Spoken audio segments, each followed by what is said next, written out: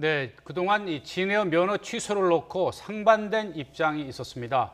기업 경영진의 비리를 반드시 단죄해야 한다는 의견과 또 직원들의 대량 실직만큼은 막아야 한다는 주장이 있었는데 국토부가 오늘 당초 그 여부를 결정하기로 했는데 사실상 결정을 연기를 했어요. 사실상 연기를 했다는 것은 앞으로도 면허 취소가 아닌 쪽으로 가닥을 잡아갈 가능성이 있다는 것을 사실은 조금 보여주는 게 아닌가 싶습니다. 지금 네. 현재 문제가 되는 게 1,900명 정도 진에어의 그 직원들뿐만 아니라 2만 명 정도 되는 협력업체 직원들까지도 좀 문제가 될 수 있지 않냐라고 하는 의견이 좀 더 강하게 어필이 됐던 것 같은데요. 국토부에서는 기본적으로는 그 진에어와 관련해서 이 외국인인 사람이 과연 등기세가 될 수 있는 것과 관련해서 해석의 여지가 여러 개가 있기 때문에 그냥 졸속으로 이것을 결정해서 비난을 받기보다는 청문 절차를 거쳐서 적절한 절차를 좀 밟겠다라고 하는 입장입니다. 왜냐하면 이렇게 해야지 나중에 혹시 있을 행정소송을 대비해서라도 절차적 정당성을 확보할 수 있거든요. 네. 그렇기 때문에 기본적으로는 2개월 이상 정도 소요되는 청문 절차를 거쳐서 실제 국토부의 그 진에어에 대한 여러 가지 그동안 행정적인 조치가 제대로 이루어졌는지 또 그것과 별개로 면허 취소라고 하는 것이 적절한지 또 면허 취소라는 것을 했을 때 나중에 혹시 이것이 뒤집어질 가능성은 없는지 이런 것들을 좀 세밀하게 관찰하고 아마 의견을 수렴하는 과정이 필요할 것 같습니다. 예, 뭐 진에어 직원뿐만 아니라 협력업체 근로자들의 대량 실직이 발생하는 거 아니냐 이런 우려에 대한 부담감도 있었는데 사실 뭐 오늘은 어느 정도 뭐 봉합이 됐다고는 하지만 이분들의 불안감이 원천적으로 해소되는 건 아니지 않습니까? 불안감이 연기가 된 거죠. 예. 똑같이. 그러니까 한 2만 명 정도 되는 협력업체 직원까지 포함하면 거의 뭐 어마어마한 숫자가 실직이냐 아니냐 이 위험에 빠져 있었고요. 사실 어제 저녁부터 굉장한 긴장감이 많이 흘렀어요. 국토부 전체에. 그래서 언론사에서도 진에어 어떻게 되느냐 계속적으로 문의 전화가 더 들어오고 그랬었는데 어쨌든 원천적으로는 오너가의 리스크입니다. 오너가가 잘못해서 그 밑에 있는 많은 직원들이 실직하는 위험에 빠질 수밖에 없는 상황이고요. 그럼 뭐 이렇게 된다면 어떤 직원이 자기 회사에 대해서 애정을 가지고 또 어떤 국민이 그 회사에 대해서 아 그래 잘하고 있구나라고 애정을 가지고 이용하겠습니까? 네. 이건 어디까지나 조 씨 일가가 전체적으로 책임을 져야 되는 부분이고 조금만 더 들어가서는 이렇게 허가를 해준 국토부 여기서도 책임을 면할 수 없습니다. 네. 이번에 문제가 된 게 외국인이 국내 항공운송 사업자 등기 임원을 할 수 있느냐 문제였는데 이를 놓고 법적 해석이 분분했습니다. 그런데 일단 국토부는 외국인은 임원 등기를 할 수 없다고 결정을 내렸거든요. 그 배경은 어떻게 봐야 하나요? 근데 사실 이제 법 규정만으로 보게 된다면 꼭 그런 식으로 결정 내리는 게 맞는지에 대해서는 또 좀 논의가 필요합니다. 왜냐하면 항공사업법 9조의 6호를 살펴보게 되면 그 대한민국 사람이 아닌 임원이 한 명이라도 있으면 면허 결격이다 이런 얘기가 있는 반면에 네. 항공안전법 10조 1의 5호를 보게 되면 외국인이 전체 임원의 절반을 넘지 않을 경우에는 유지가 가능한 것으로 지금 해석이 되거든요. 네. 그렇다라고 한다면 사실은 이 조현민 씨 같은 경우에는 외국인이지만은 등기사로 등기가 된 외국인은 한 명밖에 없는 것이고 네. 실질적으로 전체 임원의 절반을 넘지 않기 때문에 항공안전법을 우리가 좀 적용하다 보면은 어느 정도 허용될 수 있는 게 아니냐 뭐 이런 얘기를 좀 할 수가 있어서 네. 이게 무조건적인 취소 사유라고 또 보기도 어렵습니다. 네. 그러니까 이런 규정이 있기 때문에 원칙적으로 그 법인에 지금 의뢰를 해서 의견을 청취했던 국토교통부에서도 본인들이 받아본 3개, 4개의 회사의 그 의견서에 이런 여러 가지 의견들이 둘 다 들어있다는 겁니다. 그래서 본인들이 어떤 식으로 판단을 그냥 단순히 내리는 것은 좀 위험하다고 생각을 했던 것 같고 네. 그래서 이번에 그 연기 결정을 내리게 된 배경이 된 것 같습니다. 예. 이 법 조문이 어떻게 보면 이게 서로 충돌하고 상반된다라고 있는 좀 볼 수 있죠. 네. 또 여기는 지금 나와 있지 않지만은 외국인의 그 임원 등기와 관련해서는 그 항공기를 만드는 그런 회사이냐 또 그렇지 않는 회사이냐 따라서 또 좀 다르게 규정이 되어 있거든요. 그러니까 아마도 이제 법 규정이나 해석의 통일이 조금 필요한 부분이 아닐까 싶은데 네. 이런 부분을 좀 통틀어서 이번 사건을 계기로 해서 이 항공사업법이나 항공안전법 관련된 규정들의 통일성 여부도 확인하는 것이 필요할 것 같습니다. 규정 네. 자체를 좀 손질하는 그렇습니다. 부분이 있어야 네. 될 것 같네요. 그렇습니다. 일단 국토부에서는 지난 기간 동안 3차례에 걸쳐서 면허 발급을 해줬다고 하는데 저희가 앞서 리포트로도 전해드렸습니다. 담당 공무원이 관리감독 소홀로 수사 대상이 됐다고 하는데 예. 이거를 담당 공무원의 문제로만 봐야 할 것이냐 이 부분도 짚어봐야 될 것 같아요. 기가 막힌 소식이죠. 이건 참 말이 안 되는데 제가 찾아보니까요. 국토부가 적어도 3차례의 진에어 불법 등기 사실을 적발할 기회가 있었습니다. 네. 있었는데도 불구하고 이 사실을 찾아낸 것, 그러니까 이 사실이 이렇게 돼 있다는 찾아낸 것도 누가 찾아냈냐면 김현미 장관이 찾아냈어요. 네. 부임한 지 얼마 안 된 장관이 보고받는 과정에서 서류를 확인하는 과정에서 이건 뭐야, 이건 뭐야, 이거 뭐야 라고 장관이 찾아낸 거예요. 네. 그 일을 마땅히 해야 할 전문적인 직원이 한 게 아니라 장관이 찾아내서 결국 이 이야기에서 경로하면서 이거 다시 감사해라라고 이야기가 나왔거든요. 이 부분은 다시 이야기하면은 지금까지 이 국토부와 그리고 진에어와 이 과정에서 일련의 어떤 관계가 있었는지 상당히 의심스럽지 않습니까? 네. 그러니까 수사 선생이 올라갈 수밖에 없었던 거죠. 네. 네. 앞으로 이 국토부 직원에 대한 이제 수사는 앞으로 이제 이루어지니까 어떻게 이제 사법 처리가 될지 지켜봐야겠습니다. 그리고 국토부가 앞으로 이제 갑질이라든지 근로자 폭행과 같은 사회적 논란을 야기했을 경우에는 항공사에 대해서 운수권, 그러니까 노선 운항권 같은 거 배분할 때 불이익을 주겠다 이러면서 앞으로 이렇게 특단의 대책을 좀 마련하겠다라고 했는데 실질적인 안이 정말 어떻게 마련될 수 있을까요? 아직까지는 실질적인 안이 나오지 않고 이제 앞으로 이렇게 하겠다는 정도밖에 없기 때문에 좀 기다려 봐야 될 것 같긴 한데요. 더 중요한 거는 그동안에 이 대한항공 관련된 사건과 관련해서는 칼피아라고 하는 이름이 무색할 정도로 국토교통부에 있던 직원들이 사실은 그 퇴임한 이후에 그쪽으로 넘어가서 대한항공의 여러 가지 이득을 위해서 관여했다는 얘기가 계속 나오고 있었습니다. 네. 뭐 당연히 이제 안 되겠지만 그럼에도 불구하고 뭐 대한항공 그 조중훈 회장 일가의 뭐 물건 같은 것들을 수입해서 들어오는 과정 중에서 당연히 국토교통부가 이걸 체크할 수 있었음에도 불구하고 체크를 못 해낸 이유 중에 하나도 이렇게 서로 눈 감아준 부분이 있기 때문이 아니냐라는 얘기였는데요. 네. 이제 그러다 보니까는 국토교통부에서 이런 식으로 안을 내놓겠다라고 주장하지만 실제 그것이 구체화되면 어떤 식으로 될지에 대해서는 우리 아무도 기대하지 않는다라는 이런 시각도 사실은 있는 거거든요. 네. 그래서 어쨌든 지금 현재 나온 안의 뭐 구체적인 내용을 보게 되면 그 노선 운항권하고 운항 시간대와 관련된 부분에 대해서 불이익을 일단 주는 형식으로 가겠다. 근데 문제는 갑질이라고 하는 것을 어떤 식으로 성격을 규정지을 수 있을 것이냐에 따라서 또 달라진다라고 하는 얘기 아니겠습니까? 그리고 또 하나는 면허 관리부터 인사 교육이라든가 뭐 구체적인 사안 같은 것들에 대해서 제대로 관리 감독을 하겠다라고 했는데 관리 감독을 맡고 있는 국토교통부 직원들이 제대로 사고가 박혀 있지 않는다고 한다면 사실 이게 또 불가능한 일 아니겠습니까? 네. 그렇기 때문에 현실적으로 이것이 어느 정도나 수용 가능할 것인지에 대해서는 좀 확인해 봐야 될 것 같습니다. 예, 세세히 따져봐야 할 부분이 많아 보이는데 사실 앞서 평론가님께서 말씀을 해주셨는데 기업 경영진뿐만 아니라 국토부도 이번 사태에 대해서 책임을 피할 수는 없을 것 같습니다. 일단 결국에는 근로자들이나 소비자들이 불편함을 겪지 않아야 한다는 건데 어떤 식으로 해결안이 도출이 돼야 할까요? 참 그 요즘 계속 뭐 무슨 피하 많이 이야기가 나와요. 얼마 전 포스코 관련해서 포피아라는 이야기가 나왔어요. 그 노 변호사한테 제가 지금 칼피아를 배웠는데 모피아란 말도 있잖아요. 예, 그러니까 뭐 재정경제부에서 모피아. 근본적으로 대한민국이 점점 정상화되는 과정이라는 생각이 들어요. 예전에 이런 단어조차 없었거든요. 자기들끼리만의 리그, 그들만의 리그로 암묵적으로 위기 질서에서 움직여지다가 이제는 수면 위로 떠오르지 않습니까? 네. 그리고 국민들이 다 알게 되고 YTN 이 시간에 시청자 여러분도 알게 되는 거 아니겠습니까? 이렇게 낱낱이 샅샅이 투명화되는 과정에 있다. 이 투명화 과정은 바로 이런 갑질이라든지 재벌들의 횡포라든지 이렇게 그런 것을 막을 수 있는 첫 번째 시동은 걸렸다. 그 대신 제도적으로 어떻게 보완을 할 것이냐는 또 다른 문제예요. 왜냐하면 방금 말씀하셨지만 칼피아가 있는데 칼피아가 여전히 유지되고 있다가 나중에 흐지부지 되고 나면 다시 또 드러나는 거 아니겠습니까? 네. 그렇기 때문에 제도적으로 제도화해서 그러한 갑질을 막는 거는 또 다른 이야기다 이렇게 말씀드리겠습니다. 그 네. 진에어 면허 취소 관련해서는 1999년 4월 달에 대한항공이 화물노선과 관련된 면허가 하나 취소된 적이 있었었는데요. 네. 이게 대법원까지 가서 사실은 취소가 다시 번복이 된 사례가 있거든요. 아마도 진에어 이번 같은 경우에도 여러 가지 쟁점이 있겠습니다만은 이미 과거에 국토교통부 직원이 눈 감고 봐줬던 것들 때문에 주주라던가 직원이 피해보면 안 된다라고 하는 관점에서 본다면 그리고 또 하나는 실질적으로 이게 그 규정상 해석의 여지가 있기 때문에 또 취소까지 가는 건 너무 심하다라고 하는 의견이 있는 걸 생각을 해본다면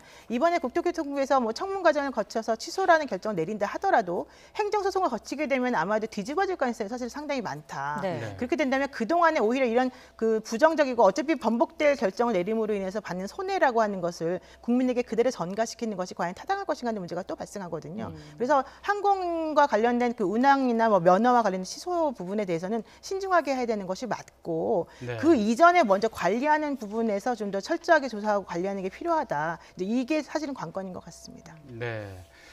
앞으로 이 진해원 면허 취소 관련한 이제 이 공청회 또 그리고 이 직원 3명에 대한 이 수사 당국의 수사 그리고 국토부가 또 어떤 대책을 내놓을지 지켜봐야겠습니다.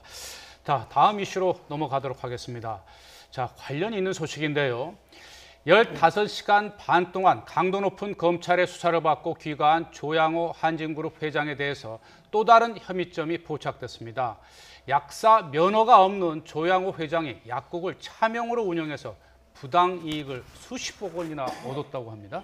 예. 최평론가님. 그 사실 재벌그룹의 최고 오너가 사무장 약국을 운영했다는 게 상식적으로 이해가 안 돼요. 네, 그러니까 지금 이 그래픽 화면으로 좀 자세히 그렇습니다. 설명을 예, 해주고 검찰에서는 있거든요. 약사의 편의를 제공하기 일정 수익이 생겼다. 네.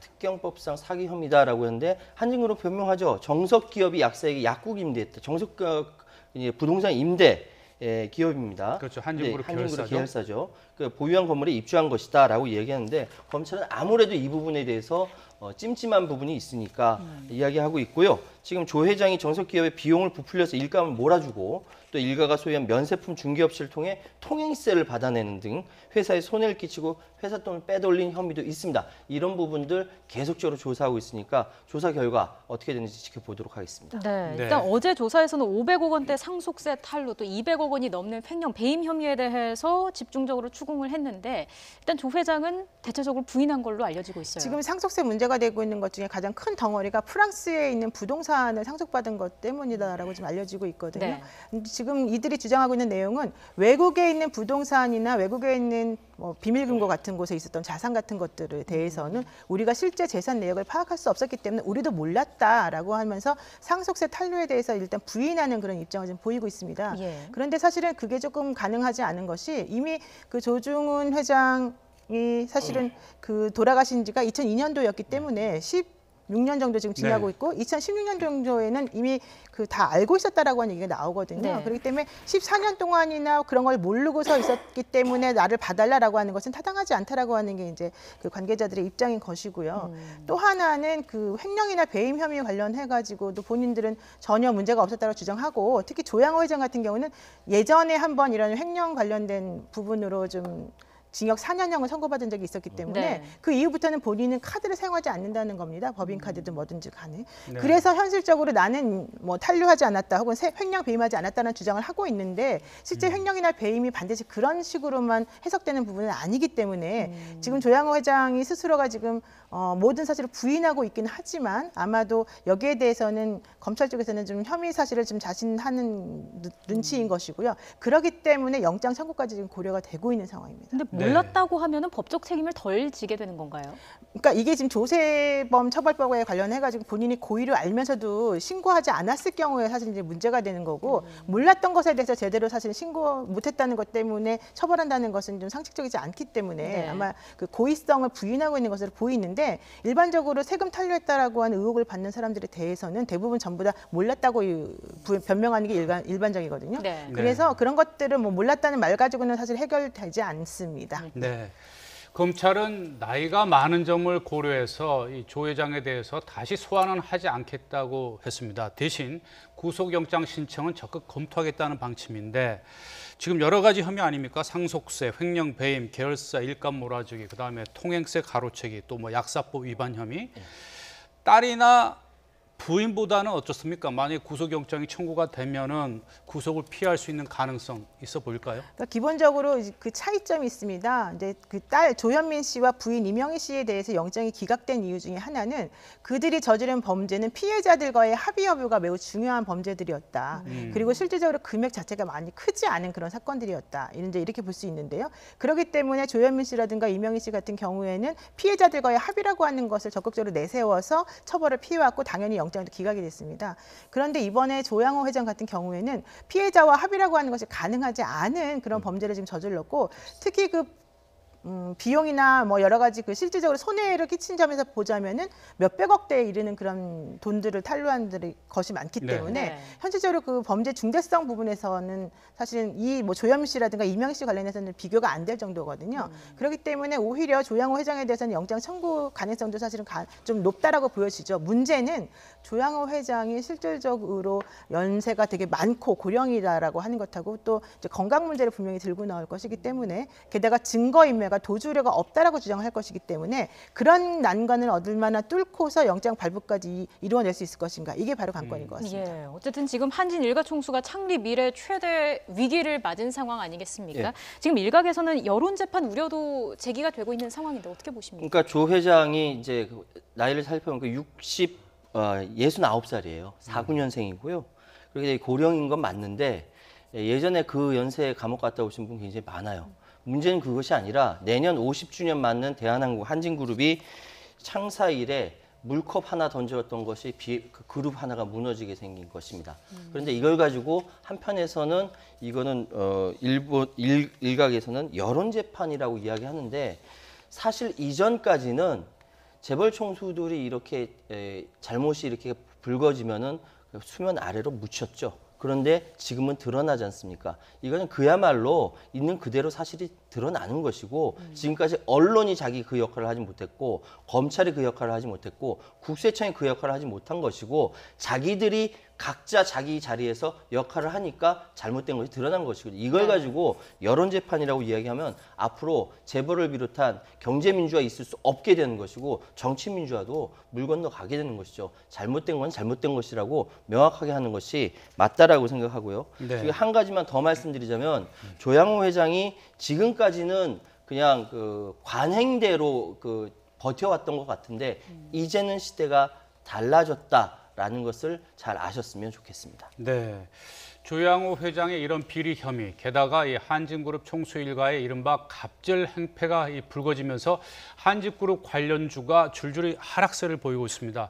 주주들은 지금 당연히 피해를 보고 있는 셈인데 이 한진그룹의 어떤 이 지배 구조상 이렇게 경영진 일가의 어떤 비리라든지 불도덕, 이 비도덕성 때문에 어떤 경영적인 면 그리고 이 기업 이미지 면에서 이렇게 손실이 초래되고 있으면 이거 어떻게 책임을 져야 됩니까? 그 원칙적으로는 경영진이 책임을 져야 되죠. 주가가 이렇게 비정상적으로 하락을 했다라고 한다면은 그런 경우에 사실은 그 조양호 회장 일가가 정말로 경영진으로서 어떤 역할을 했느냐 이런 것들을 중요하게 봐야 되고요. 또 하나는 이사회에도 책임을 물을 수가 있습니다. 근데 지금 조양호 회장 일가 지분은 공식적으로는 24.79%이지만 우호 지분까지 따지게 되면 33%가 넘거든요. 네. 여기에 대해서 국민연금이 12%를 가지고 있고 외국인이 가지고 있는 게 16%입니다. 나머지 주식은 한국에 있는 우리 그 소액주주들이 가지고 있는 게 34% 정도 되거든요. 네. 그렇다면 우리 주주 입장에서는 실질적으로 이 한진그룹의 이 조양호 일가 때문에 주식의 가치가 막 떨어졌다라고 한다면 그들과 이사회를 중심 상대로 해서 손해배상 선고 소송을 하면 됩니다. 문제는 인과관계를 따질 수 있느냐 하는 것입니다. 즉 주가가 떨어졌다 하더라도 이것이 오로지 이 한진 일가의 그 갑질 때문이었느냐 내지는 잘못된 경영 방침 때문이었느냐 이제 이게 문제가 될 수 있는데요.